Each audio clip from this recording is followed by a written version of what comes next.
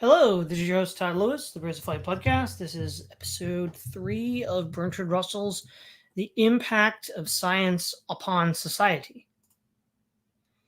All right. Chapter 3, Scientific Technique in an Oligarchy. I mean by oligarchy any system in which ultimate power is confined to a section of the community, the rich to the exclusion of the poor, Protestants to the exclusion of Catholics, aristocrats to the exclusion of plebeians, white men to the exclusion of colored men, and males to the exclusion of females, or members of one political party to the exclusion of all the rest. A system may be more oligarchic or less so, according to the percentage of the population that is excluded. Absolute monarchy is the extreme of oligarchy. Apart from masculine dominion, which was universal until the present century, oligarchies in the past were usually based upon birth or wealth or race. A new kind of oligarchy was introduced by the Puritans during the English Civil War. They called it the rule of the saints. It consisted essentially of confining the possession of arms to the adherents of one political creed, and were thus enabled to control the government in spite of being a minority without any traditional claim to power. This system, although in England it ended with the Restoration, was revived in Russia in 1918, in Italy in 1922, and in Germany in 1933. It is not the only vital form of oligarchy, and it is therefore the form that I shall specially consider. We have seen the scientific technique increases the importance of organizations and therefore the extent to which authority impinges upon the life of the individual. It follows that a scientific oligarchy has more power than any oligarchy could have in pre-scientific times. There is a tendency, which is inevitable unless consciously combated, for organizations to coalesce, and so to increase in size until ultimately almost all become merged in the state. A scientific oligarchy, accordingly, is bound to become what is called totalitarian. That is to say, all important forms of power will become a monopoly of the state. This monolithic system has sufficient merits to be attractive to many people, but to my mind, its demerits are far greater than its merits. For some reason, what I have failed to understand, many people like the system when it is Russian, but dislike the very same system when it was German. I am compelled to think that this is due to the power of labels. These people like whatever is labeled left without examining whether the label has any justification. Oligarchies throughout past history have always thought more of their own advantage than that of the rest of the community. It would be foolish to be morally indignant with them on this account. Human nature in the main and in the mass is egoistic. And in most circumstances, a fair dose of egoism is necessary for survival. It was a revolt against selfishness of past political oligarchies that produced the liberal movement in favor of democracy, and it was revolted against economic oligarchies that produced socialism. But although everybody who was in any degree progressive recognized the evils of oligarchy throughout the past history of mankind, many progressives were taken in by an argument for a new kind of oligarchy. We call the progressives, so runs the argument, are the wise and good. We know what reforms the world needs. If we have power, we shall create a paradise. And so narcissistically hypnotized by contemplation of their own wisdom and goodness, they proceeded to create a new tyranny more drastic than any previously known. It is the effect of science in such a system that I wish to consider in this chapter. In the first place, since the new oligarchs are the adherents of a certain creed and base their claims to exclusive power upon the rightness of their creed, their system depends essentially upon dogma. Whoever questions the governmental dogma questions the moral authority of the government, is therefore a rebel. While the oligarchy is still new, there are sure to be other creeds held with equal conviction which would seize the government if they could. Such rival creeds must be suppressed by force, since the principle of majority rule has been abandoned. It follows that there cannot be freedom of the press, freedom of discussion, or freedom of book publication. There must be an organ of government whose duty it is to pronounce as to what is orthodox and to punish heresy. The history of the Inquisition shows what such an organ of government must inevitably become. In the normal pursuit of power, it will seek out more and more subtle heresies. The Church, as soon as it acquired political power, developed incredible refinements of dogma and persecuted what to us appear microscopic deviations from the official creed. Exactly the same sort of thing happens in modern states that confine political power to supporters of a certain doctrine. The completeness of the resulting control over opinion depends in various ways upon scientific technique. Where all children go to school and all schools are controlled by the government, the authorities can close the minds of the young to everything contrary to official orthodoxy. Printing is impossible without paper. and all paper belongs to the state. Broadcasting and the cinema are equally public monopolies. The only remaining possibility of unauthorized propaganda is by secret whispers from one individual to another. But this, in turn, is rendered appallingly dangerous by improvement in the art of spying. Children at school are taught that it is their duty to denounce their parents if they allow themselves subversive utterances in the bosom of the family. No one can be sure that a man who seems to be his dearest friend will not denounce him to the police. The man may himself have been in some trouble and may know that if he is not efficient as a spy, his wife and children will suffer. All this is not imaginary. It is daily and hourly reality. Nor, given oligarchy, is there the slightest reason to expect anything else. People still shudder at the enormities of men like Caligula and Nero. But their misdeeds faded into insignificance because those of modern tyrants. Except among the upper classes in Rome, daily life was much as unusual even under the worst emperors. Caligula wished his enemies had but a single head. How he would have given to Hitler the scientific, lethal chambers of Auschwitz. Nero did his best to establish a spy system which would smell at traitors. But a conspiracy defeated him in the end. If he had been defended by the NKVD, he might have died in his bed at a ripe old age. These are a few of the blessings that science has bestowed on tyrants. Consider next the economic system appropriate to an oligarchy. We in England had such a system in the early 19th century. How abominable it was, you can read in Hamden's books. It came to an end chiefly owing to a quarrel between landowners and industrialists. Landowners befriended the wage earners in towns, and industrialists befriended those in the country. Between the two, factory acts were passed, and the corn laws were repealed. In the end, we adopted democracy, which made a modicum of economic justice unavoidable. In Russia, the development has been different. The government fell into the hands of self-professed champions of the proletariat, who, as a result of the Civil War, were able to establish a military dictatorship. Gradually, irresponsible power produced its usual effect. Those who commanded the army and the police saw no occasion for economic justice. Soldiers were sent to take grain by force from starving peasants who died by millions as a result. Wage earners, deprived of their right to strike and without the possibility of electing representatives to plead their cause, were kept down to bare subsistence level. The percentage difference between the pay of army officers and that of the privates is vastly greater in Russia than in any Western country. Men who hold important positions in business live in luxury. The ordinary employee suffers as much as in England 150 years ago, but even he is still among the more fortunate. Underneath the system of so-called free labor, there is another, the system of forced labor in concentration camps. The life of the victims of the system is unspeakable. The hours are unbearably long, the food only just enough to keep the laborites alive for a year or so. The clothing in an Arctic winter so scanty that it would barely suffice in an English summer. Men and women are seized in their homes in the middle of the night. There is no trial and often no charge is formulated. They disappear.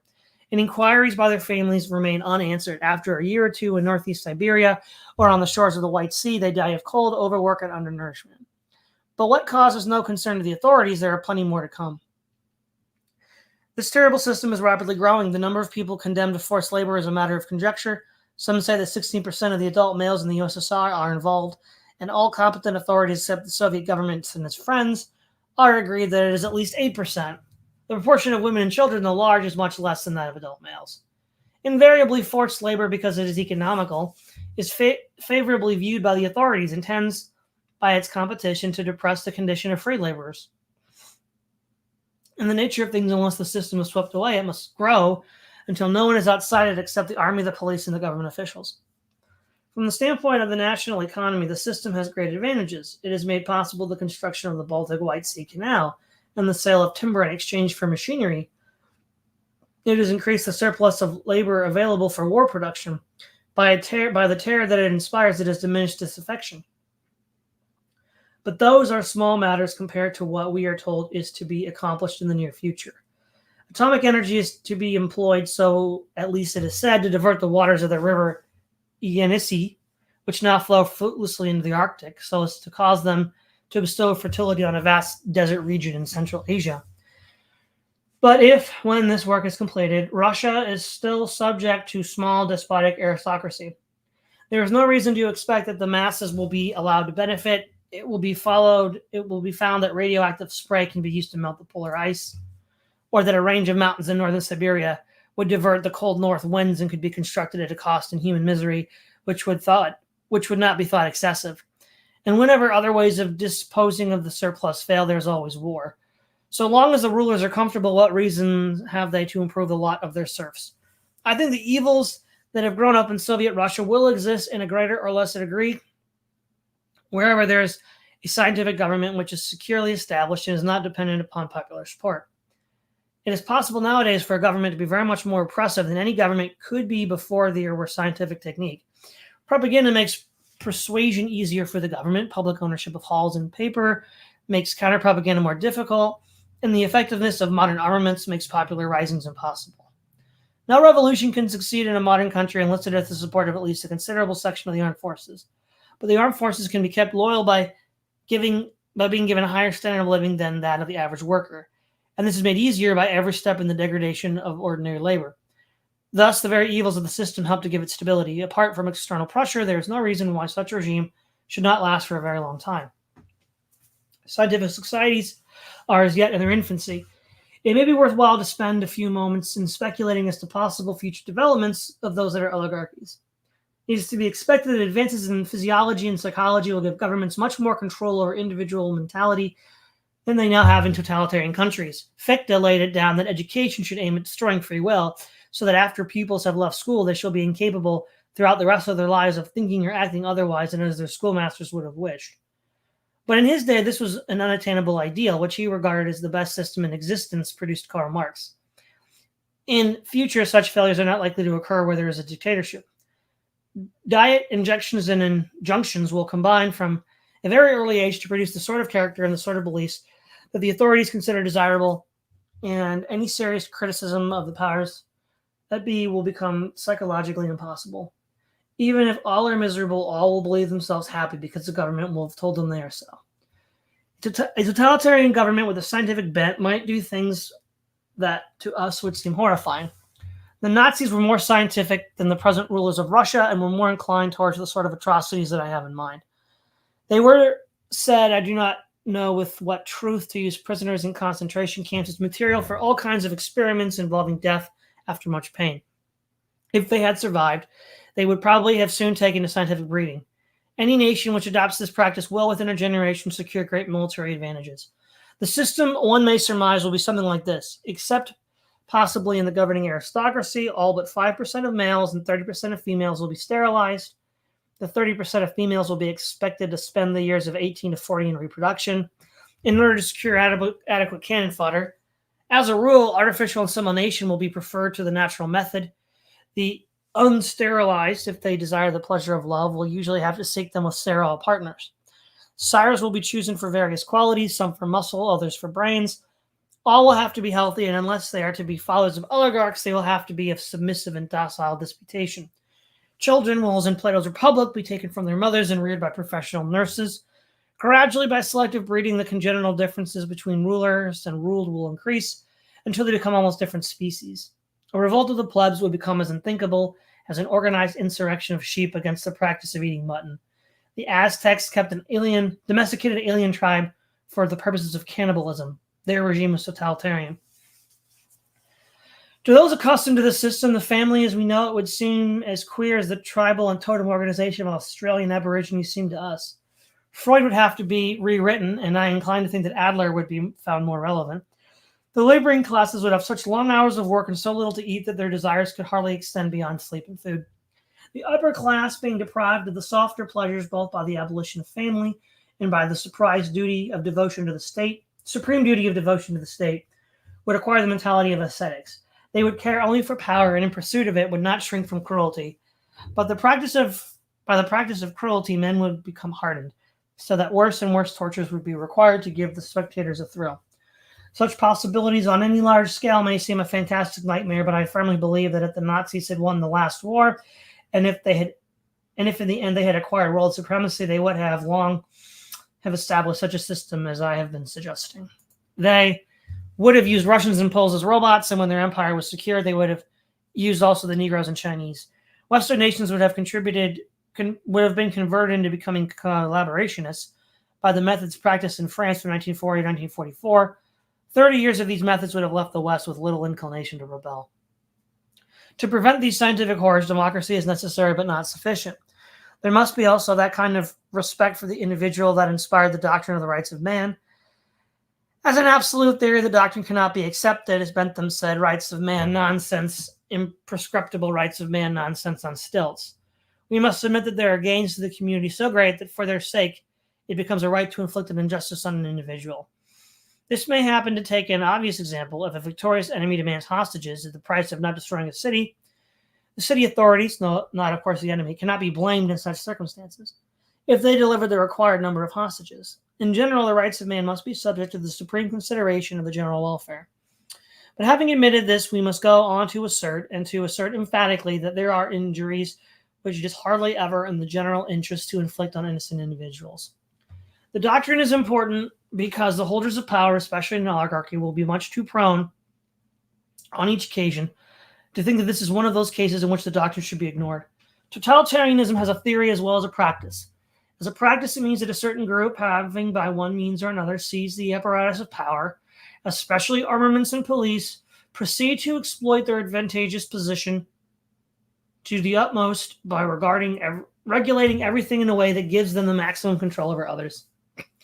But as a theory, it is sometimes different. It is the doctrine that the state or the nation or the community is capable of a good, different from that of individuals and not consisting of anything that individuals think or feel. This doctrine was especially advocated by Hegel, who glorified the state and thought that a community should be as organic as possible. In an organic community, he thought excellence would reside in the whole. An individual is an organism, and we do not think that his separate parts have separate goods. If he has pain in his great toe, it is he that suffers, not specifically the great toe. So in an organic society, good and evil will belong to the whole rather than the parts. This is a theoretical form of totalitarianism. The difficulty about this theory is that it extends illegitimately the analogy between a social organism and a single person as an organism. The government, as opposed to individual members, is not sentient. It does not rejoice at victory or suffer at defeat. When the body politic is injured, whatever pain is felt is to be felt must by its members, not by its whole. With bodies of a single person, it is otherwise. All pains felt at the center. If the different parts of the body had pains that the central ego did not feel, they might have their separate interests and need a parliament to decide whether the toes should give way to the fingers or the fingers to the toes. As this is not the case, a single person is an ethical unit. Neither parts of a person or organizations of many persons can occupy the same position of ethical importance. The good of a multitude is the sum of the goods of the individuals composing it, not a separate, new and separate good. In a concrete fact, when it is pretended that the state has good difference from that of the citizens, what is really meant is that the good of the government or the ruling class is more important than that of other people. Such a view can have no basis except an arbitrary power. More important than these metaphysical speculations is the question whether a scientific dictatorship such as we have been considering can be stable, or is more likely to be stable than a democracy. Apart from the danger of war, I see no reason why such a regime should be unstable. After all, most civilized and semi-civilized countries known to history have had large classes of slaves or serfs completely subordinate to their owners. There is nothing in human nature that makes the persistence of such a system impossible. And the whole development of scientific technique has made it easier than it used to be to maintain the despotic rule of a minority. When the government controls the distribution of food, its power is absolute so long as it can count on the police and the armed forces, and their loyalty can be secured by giving them some of the privileges of the governing class. I do not see how any internal movement of revolt could ever bring freedom to the oppressed in modern scientific dictatorship. But when it comes to external war, the matter is different. Given two countries with equal natural resources, one a dictatorship and the other allowing individual liberty, the one allowing liberty is almost certain to become superior to the other in war technique in no very long time. As we have seen in Germany and Russia, freedom in scientific research is incompatible with dictatorship. Germany might have won the war if Hitler could have endured Jewish physicists. Russia will have less grain than it if Stalin had not insisted upon the adoption of Lysenko's theories. It is highly probable that there will soon be in Russia a similar governmental incursion into the domain of nuclear physics. I do not doubt that if there is no war during the next 15 years, Russian scientific war technique will at the end of that time have been markedly inferior to that of the West, and that the inferiority will be directly traceable to dictatorship. I think, therefore, that so long as powerful democracies exist, democracy will in the long run be victorious, and on this basis I allow myself a moderate optimism as to the future. Scientific dictatorships will perish through not being sufficiently scientific. We may perhaps go further. The causes which will make dictatorships lag behind in science will also generate other weaknesses. All new ideals will come to be viewed as heresy, so there will be a lack of adaptability to new circumstances. The governing class will tend to become lazy as soon as it feels secure. If, on the other hand, initiative is encouraged in the people near the top, there will be constant danger of palace revolutions. One of the troubles in the late Roman Empire was that a successful general could, with luck, make himself emperor, so that the reigning emperor always had a motive for putting successful generals to death. This sort of trouble can easily arise in a dictatorship, as events have already proved. For these various reasons, I do not believe that dictatorship is a lasting form of scientific society, unless, but this proviso is important, it can become worldwide. Chapter 4, Democracy and Scientific Technique. The word democracy has become ambiguous. East of the Elbe, it means a military dictatorship of a minority enforced by arbitrary police power. West of the Elbe, its meaning is less definite, but broadly speaking, it means even distribution of ultimate political power among all adults except lunatics, criminals, and peers. This is not a precise definition because of the word ultimate. Suppose the British Constitution were to be changed in only one respect.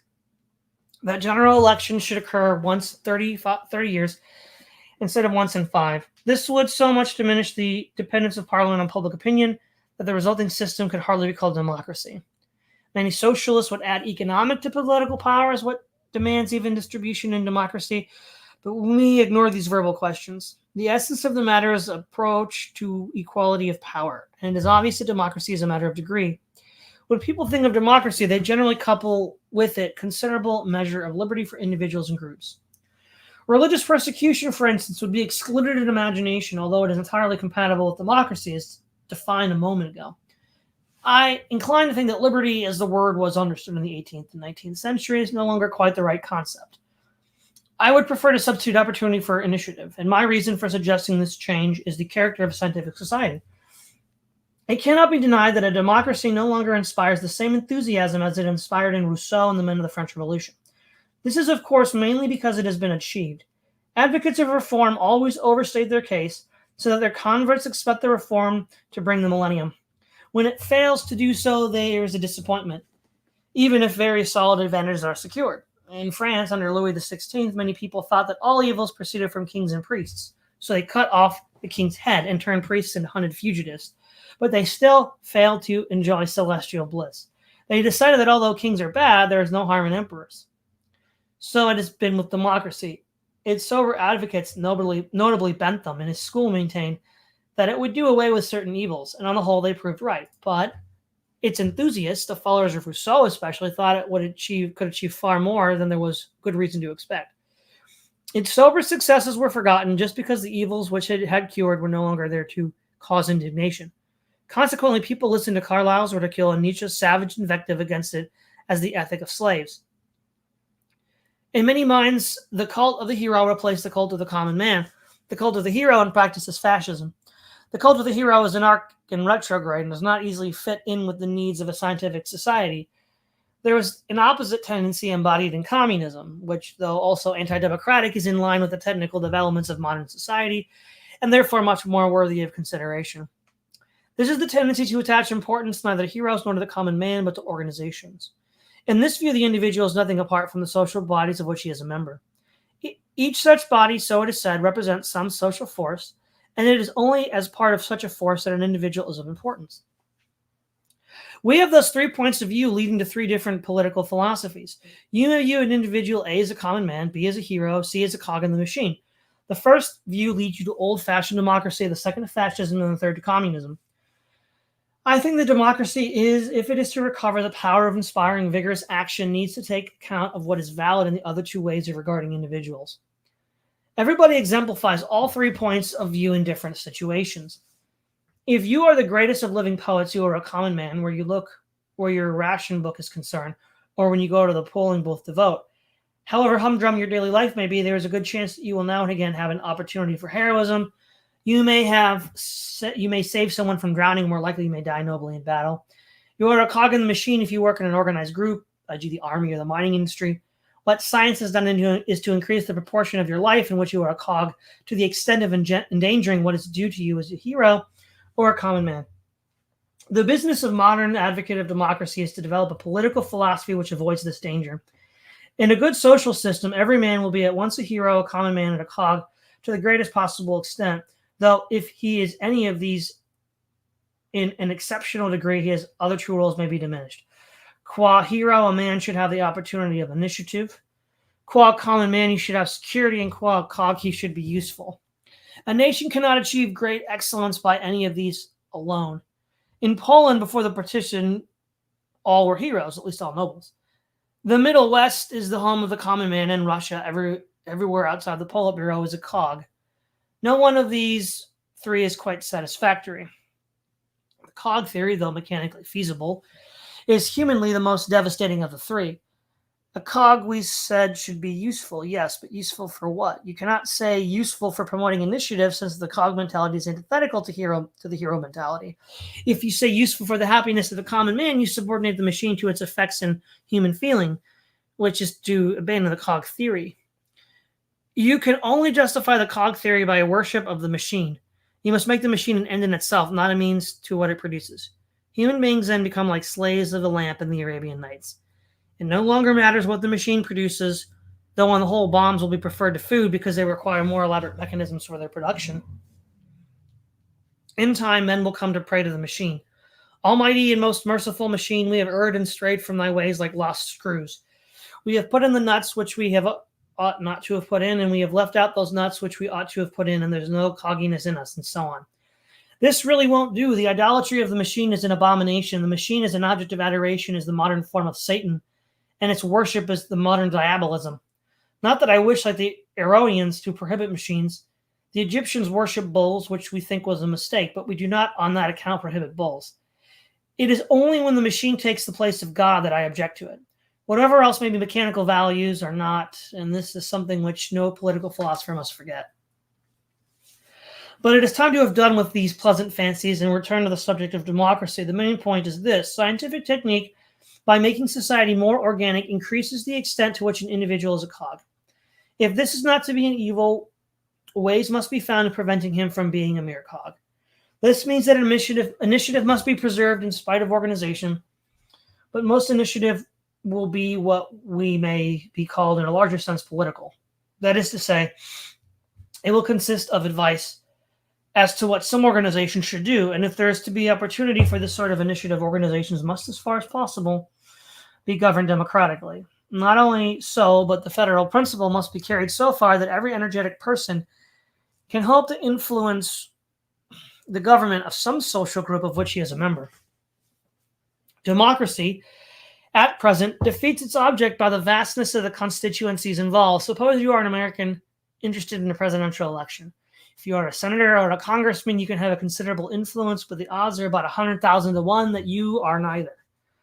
If you are a ward politician, you can do something, but if you are an ordinary citizen, you can only vote.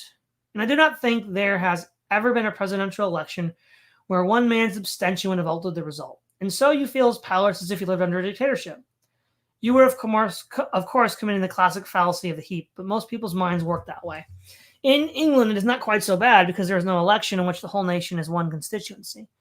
In 1945, it worked for a candidate who got a majority of 46. So if my work converted 24 people, the result would have been different if I had been idle.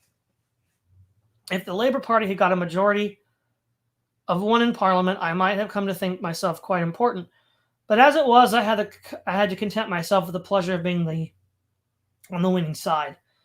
Things would be better if people took an interest in local politics, but unfortunately few do, nor is this surprising since most of the important issues are decided nationally, not locally. It is to be regretted that there is so little civic pride nowadays. In the Middle Ages, each city wished to be preeminent in the splendor of its cathedral, and we still profit by the result. In our own time, Stockholm had the same feeling about its town hall, which is splendid, but English towns seem to have no such feeling. In industry, there is room for a great deal of devolution. For many years, the Labour Party has advocated nationalization of railways, and most railway employees have supported the party in this. But now a good many of them are finding that the state is, after all, not so very different from a private company. It is equally remote, and under a conservative government, it will be equally likely to be on bad terms with the unions.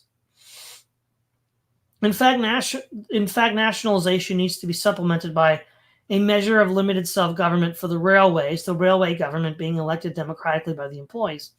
In all federal systems, the general principle should be to divide the affairs of each component body into home affairs and foreign affairs. The component bodies have free control of their home affairs, and the federal body having authority in matters which are foreign affairs for the components, but not for it. It, in turn, should be a unit in a wider federation, and so on until we reach the world government, which for the present would have no foreign affairs. Of course, it is not always easy to decide whether a matter is purely local or not, but this will be a question for the law courts, as in America and Australia. This principle should be applied not only geographically, but also vocationally. In old days, when travel was slow and roads often impassable, geographical location was more important than it is now.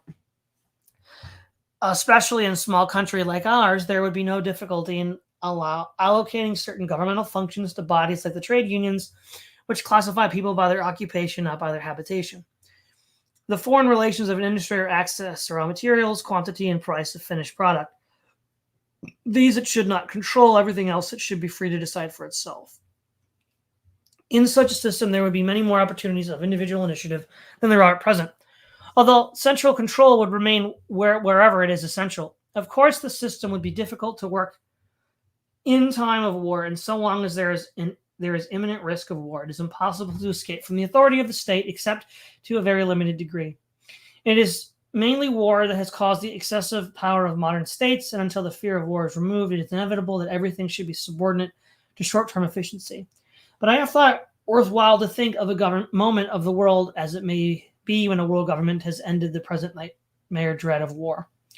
In addition to the kind of federalism that I have been speaking of, there is a certain purpose, a somewhat different method, which could be advantageous.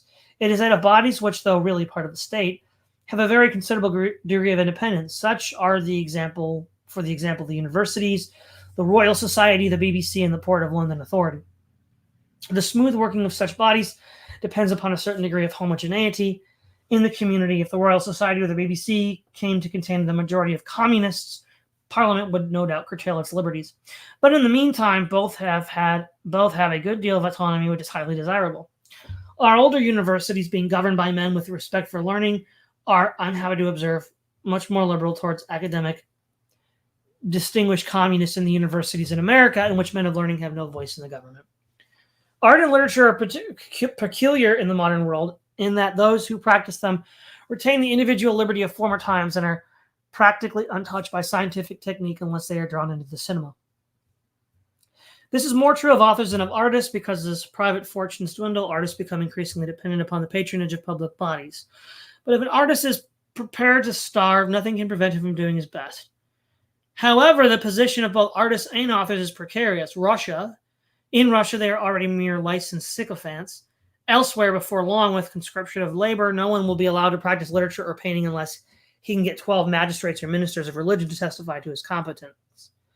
I am not quite sure what the aesthetic taste of these worthy men will always be impeccable. Liberty in the old-fashioned sense is much more important in regard to mental than in material goods. The reason is simple, that in regard to mental goods, what one man possesses is not taken from other men, whereas with material goods it is otherwise. When a limited supply of, say, food has to be shared out, the obvious principle of justice. This does not mean exact equality. A navy needs more food than a bedridden old man. The principle must be, in the words of the old slogan, to each according to his needs. There is, however, a difficulty much emphasized by opponents of socialists. It is that of incentive. Under capitalism, the incentive is fear of starvation. Under communism, it is fear of drastic police punishment. Neither is quite what the democratic socialist wants. But I do not think industry can work effectively through the mere motive of public spirit. Something more personal is necessary in modern times. My own belief is that a collective profit motive can be and should be combined with socialism. Take, say, coal mining. The state should decide at the beginning of each year what prices it is prepared to pay for coal of various qualities. Method of mining should be left to the industry. Every technical improvement would then result in more coal or less work for workers. The profit motive in new form would survive, but without the old evils. By devolution, the motive can be made to operate on each mine. In regard to mental goods, neither justice nor incentive is important. What is important is opportunity. Opportunity, of course, includes remaining alive, and to this extent involves material goods. But most men of great creative power are not interested in becoming rich. so that a modest subsistence would suffice.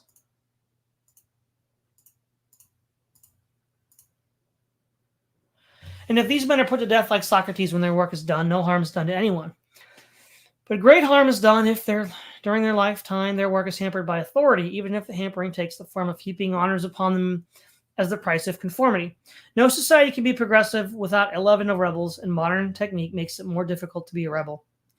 The difficulties of this problem are very great as regards science. I do not think that any complete solution is possible.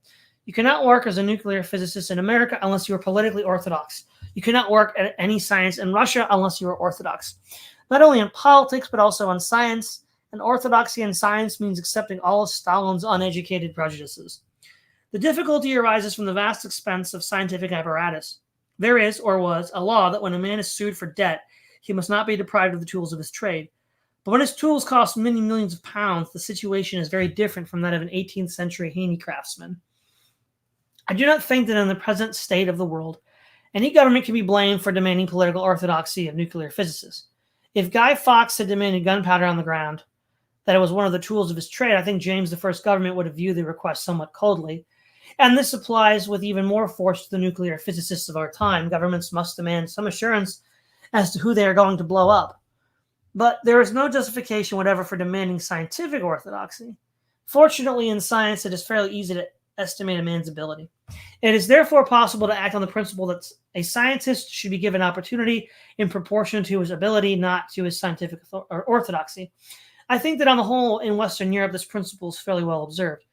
But its observance is precarious and might easily cease in time of acute scientific controversy. In art and literature, the problem is different. On the one hand, freedom is more possible because the authorities are not asked to provide expensive apparatus. But on the other hand, merit is much more difficult to estimate. The older generation of artists and writers is almost invariably mistaken as to the younger generation. The pundits almost always condemn the new men who are subsequently judged to have outstanding merit. For this reason, such bodies as the French Academy or the Royal Academy are useless if not harmful. There is no conceivable method by which the community can recognize the artist until he is old and most of his work done. The community can only give opportunity and toleration. It can hardly be expected that the community should license every man who says he means to paint and should support him for his jobs, however execrable they may be. I think the only solution is that the artist should support himself by work other than art until sometime as he gets to knighthood. He should seek ill-paid half-time employment, live austerely, and do his creative work in his spare time. Sometimes less arduous solutions are possible. A dramatist can be an actor, a composer can be a performer. But in many cases, the artist or writer must, while he is young, keep his creative work outside the economic machine and make his living by work, of which the value is obvious to the authorities. For if the creative work affords his official means of livelihood, it will be hampered and impaired by the ignorant censorship of the authorities. The most that can be hoped, and this is much, is that a man who does good work will not be punished for it. The construction of utopias used to be despised as the foolish refuge of those who could not face the real world. But in our time, social change has been so rapid and so largely inspired by utopian aspirations that it is more necessary than it used to be considered the wisdom or unwisdom of dominant aspirations. Marx, though he made fun of utopias, was himself one of them. And so was his disciple Lenin. Lenin had an almost unique privilege of actually constructing his utopia in a great and powerful state. He was the nearest approach known to history to Plato's philosopher king. The fact that the result was unsatisfactory is, I think, mainly due to intellectual errors on the part of Marx and Lenin, errors which remain intellectual, though they have an emotional source, and the dictatorial character of the two men. Western Democrats are constantly accused, even by many of their friends, of having no inspiring and coherent doctrine with which to confront communism. I think this challenge can be met. I will therefore repeat in a less argumentative form the conception of a good society by which I believe that democratic socialism could be guided. In a good society, a man should be, 1, be useful, 2, be as far as possible secure for undeserved misfortune, 3, have opportunity for initiative. In all ways not positively harmful to others. No one of these 3 is absolute. A lunatic cannot be useful, but should not on that account be punished. During war, we understand misfortunes are unavoidable. In a time of great public disaster, even the greatest artist may have to give up his own work in order to combat fire or flood or pestilence. Our 3 requisites are general directives, not absolute imperatives. 1, when I say that a man should be useful, I am thinking of him in relation to the community, and I am accepting the community's judgment as to what is useful. If a man is a great poet or a Seventh-day Adventist, he personally may think that the most useful thing he can do is to write verses or preach that the Sabbath should be observed on a Saturday. But if the community does not agree with him, he should find some way of earning his living which is generally acknowledged to be useful and confine to his leisure hours his activities as a poet or a missionary. 2. Security has been one of the chief aims of British social legislation since the great days of Lloyd George. Unemployment, illness, and old age do not deserve punishment and should not be allowed to bring unavoidable suffering. The community has a right to exact work from those capable of work, but it also has the duty to support all those willing to work, whether in fact they are able to work or not. Security also has legal aspects. A man must not be subject to arbitrary arrest or confiscation of his property without judicial or legislative sanction. Opportunity for initiative is a more difficult matter, but not less important, unless usefulness and security form the basis of the theoretical case for socialism. But without opportunity for initiative, a socialist community might have little merit.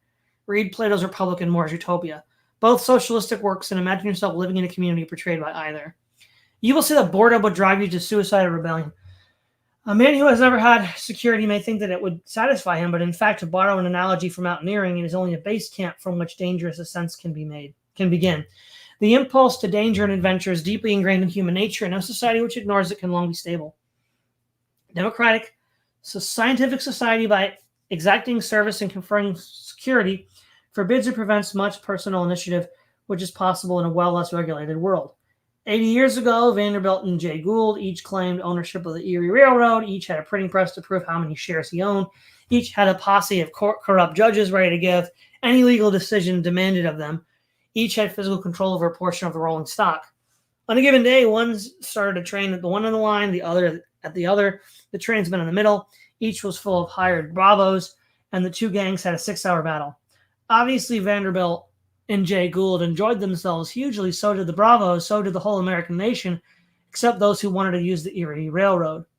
So did I when I read about the affair. Nevertheless, the affair was thought to be a scandal. Nowadays, the impulse to such delights has to seek satisfaction in the construction of hydrogen bombs, which is once more harmful and less emotionally satisfying. If the world is ever to have peace, it must find ways of combining peace with the possibility of adventures that are not destructive. The solution lies in providing opportunities for contests that are not conducted by violent means. This is one of the great merits of democracy. If you hate socialism or capitalism, you are not reduced to assassinating Mr. Attlee or Mr. Churchill. You can make election speeches, or if that doesn't satisfy you, get yourself elected to parliament. So long as the old liberal freedoms survive, you can engage in propaganda for whatever excites you. Such activities suffice to satisfy most men's combative instincts, creative impulses, which are not combative, such as those of the artist and the writer, cannot be satisfied in this way. And for them, the only solution in a socialist state is liberty to employ your leisure as you like. This is the only solution because such activities are sometimes extremely valuable. But the community has no way of judging, in a given case, whether the artist or a worker's work is worthless or shows immortal genius. Such activities, therefore, must be systematized or controlled. Some part of life, perhaps the most important part, must be left to the spontaneous action of individual impulses, for where all is system, there will be mental and spiritual death. All right, that's it for tonight, guys. We're going to stop here at chapter 5. Let's see what we got in the chat. Corbin, Hashima Wan, Middleton Walker. Yeah. Hello, everybody. Let's see. All right. I'll see you guys tomorrow. Bye-bye.